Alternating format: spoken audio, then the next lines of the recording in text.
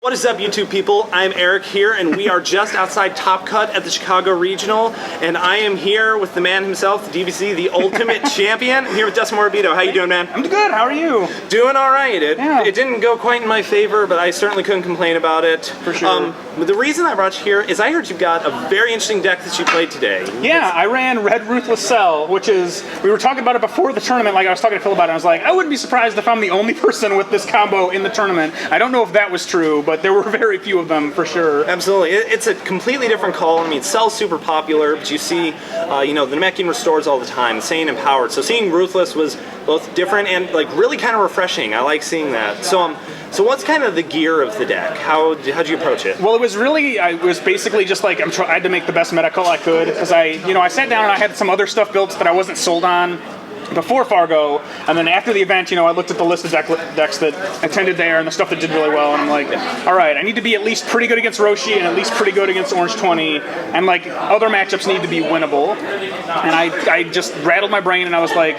I need some stage pressure, some anti-anger, and just like the ability to kind of go off turn one. Like if you go first and you get that initiative, like you can enter and make something happen, hopefully, first turn. And I just kept weeding decks out of the list, and I'm like, Red Ruthless Cell? Yeah, all right, let's try it. And then so I put the list together, and I went to Phil McGrath's house, I think it was Tuesday night this past week, the week of this tournament. And we tested for like 3 hours, and I played maybe like 6 or 8 games, and like I changed that list by about 7 or 8 cards, and then I was just super happy with it after that. It's maybe the shortest half-life of like me building a deck to me taking it to a tournament at all, because I built it on Monday, tested on Tuesday, and then that was kind of the list. Then it came together like really quickly, so you had at least some idea of where you wanted to go at the start. Mm-hmm. Yeah, for sure. And there are unique things, because the other discussion we had was, I knew I wanted to play something aggressive. I was interested in Ruthless, and Phil and Kyle were thinking about it too, because they hadn't been sold on a thing either, and they were like, well, how do you feel about Turles? Like, do you like Turles or Cell? And I ultimately went with Cell just because he's a little trickier. Like, Turles can push technically, bigger damage early, but he has weird holes. Like, if you get dug up to level 2, that can be really bad, or you have to have slightly thicker attack lines in your hand, like on a per combat basis, to make Turles work. Because if you're not performing, basically everything that you draw, you're a little behind. Cell has the attack on level 1. The cool thing about the Cell level 1 attack is it's an energy for stages. So in the Orange 20 matchup in particular, you can enter turn 1 like almost indiscriminately and throw it, and it'll probably hit and knock them to 0 if you happen to go first. So that's a neat little thing. Yeah. The fact that it mills a card is super beneficial, because it just puts in one more wild card for the Ruthless Mastery. Like, maybe you'll turn over something amazing that you can mastery for in the next action or whatever. And that happened once or twice this tournament too. And there were a ton of other little things too. I'm trying to think of anything else off the top of my head. Well, the other, not specific cards, but the other idea behind the deck, and the reason I liked it better than Red Turles, is that you can do the upper level thing. Like, level 2 isn't like, it's certainly not Cell's strong suit, but being able to banish a thing and just get like a double strike or shoulder grab, shattering leaf, so shoulder grab, shattering leaf, basically anything that'll generate like more than one card advantage for the card you're trading, like that's always amazing. And then the ability to transition up to 3 and just do the Cell level 3-4 thing is really awesome. The clutch card that I don't think any Turles build would run, because why would you? That actually won me probably 2 games today is Red Escape. Because if you're at level 2 and they throw out some random energy and you Red Escape, you're like, all right, I'm just at level 3 and I'm staying here, and I get 2 level 3 powers basically for free, because the first one will lock you there after Escape lowers you at the end of the combat. And then you can enter and do it again. And you can totally win a game just by like throwing a correctly timed sub 3 power that happens to hit. If they don't have a block, that's a lot of damage. It's a lot. It sounds like you had it really, really organized. What were some of the key cards that you ran in? The like real, I guess, MVP options. Well, I mean, like the double attack stuff is like super obvious. Like Red Double Strike does a ton of work, and like even more than Shattering Leap, because I would have liked to run 3 Shattering Leaps, but I ultimately just had to cut it to 2 to make room for other stuff. But you need that anger engine. I'm super bad with card names sometimes. The Red Drill that stops an attack for an anger, that was like MVP of the tournament.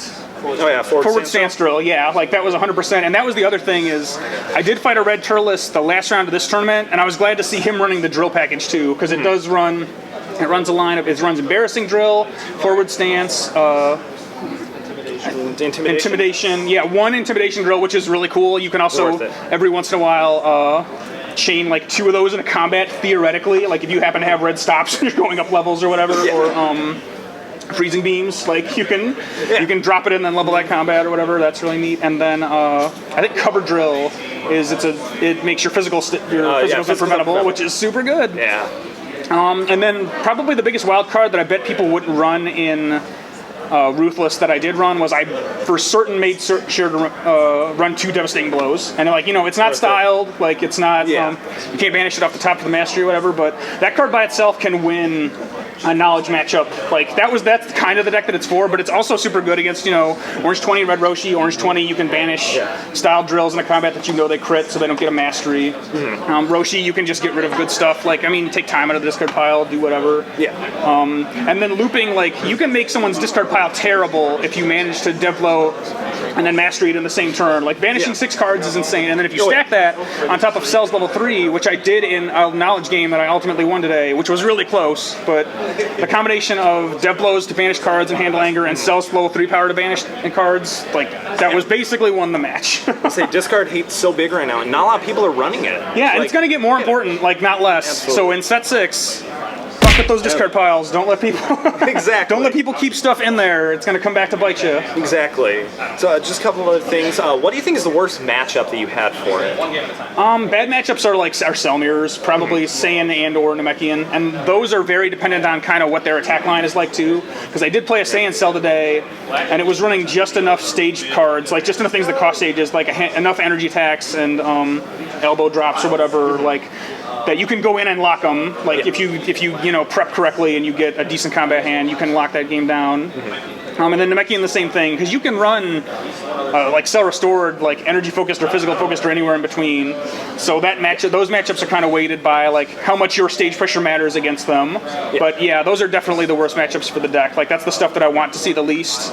And I want the control-y, like kind of slower. I want the red Roshis and the black Roshis and the orange 20s of the world. But you still won out against the Cells. Just barely, yeah. Barely, but it's just enough, and it still counts. So you did make top cut. Also just barely. Just barely, but you made it. What do you think you're going to expect out of top 16?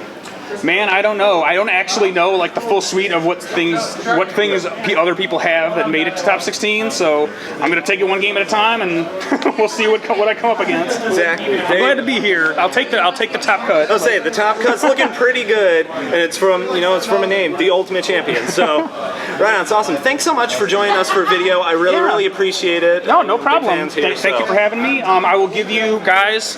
Hopefully there'll be a deck list link here. I'm going to give it to you guys so you can check out that list. There's at least 1 or 2 other weird things that I won't spoil here that people are going to be surprised by. But so go look at that and have fun and ask me questions on retro if you want. So absolutely, we'll include the deck list right at the end of the video here so you guys can check it out, see what he's been running. But that is pretty much going to do it. So thanks again for joining us. I really appreciate it. No problem. Thank you guys. Not a problem at all.